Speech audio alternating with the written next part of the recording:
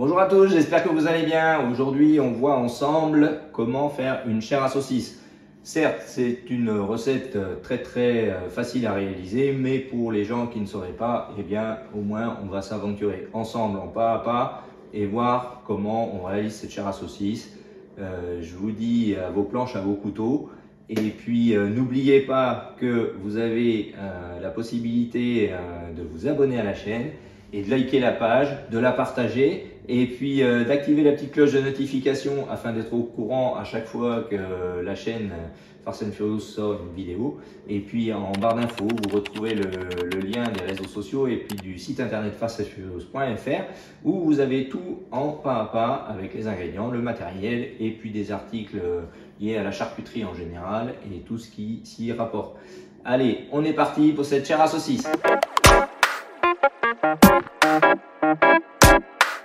Donc voilà pour cette recette de chair à saucisse. J'avais donc trié mon épaule, dénervé, mes gras et j'ai passé ma viande au réfrigérateur. On peut même la mettre au congèle pendant 5-10 minutes, histoire qu'elle soit bien froide avant de la passer au hachoir.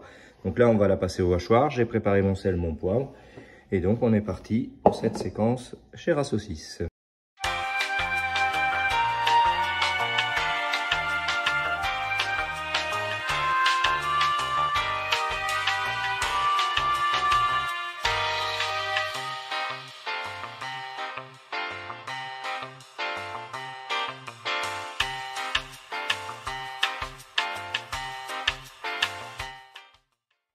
Donc voilà, notre viande est hachée.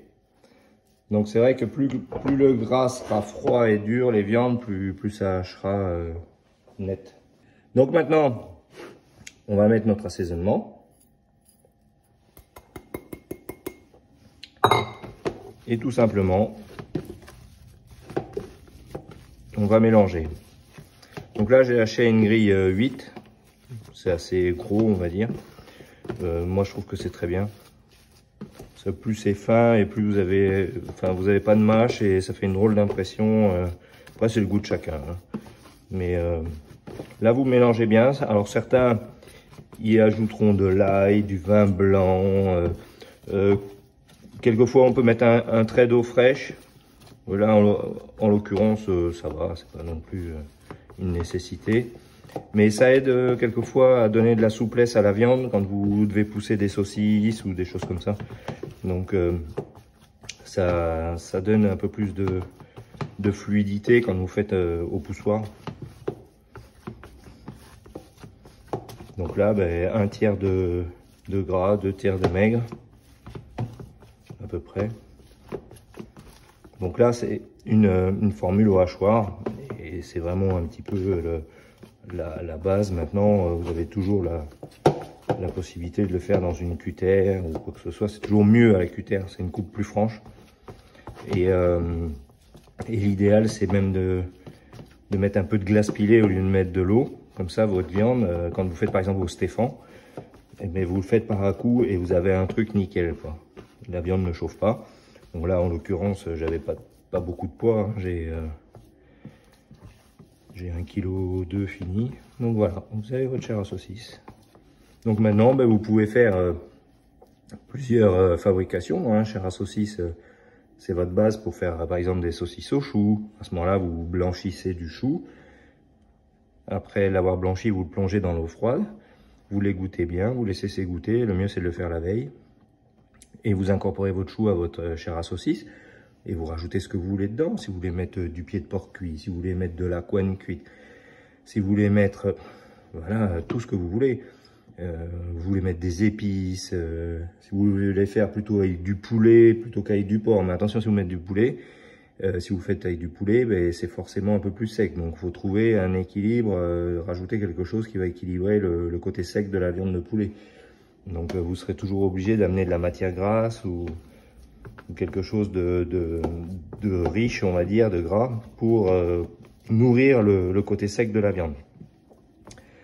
Donc voilà, là on a notre chair à saucisse. Vous pouvez faire des crépinettes.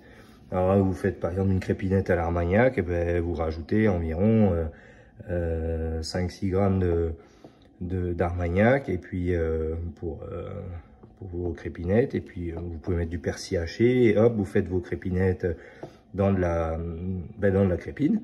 Et puis hop, ça peut se faire à la plancha. Vous pouvez mettre des foies de volaille pré-cuits.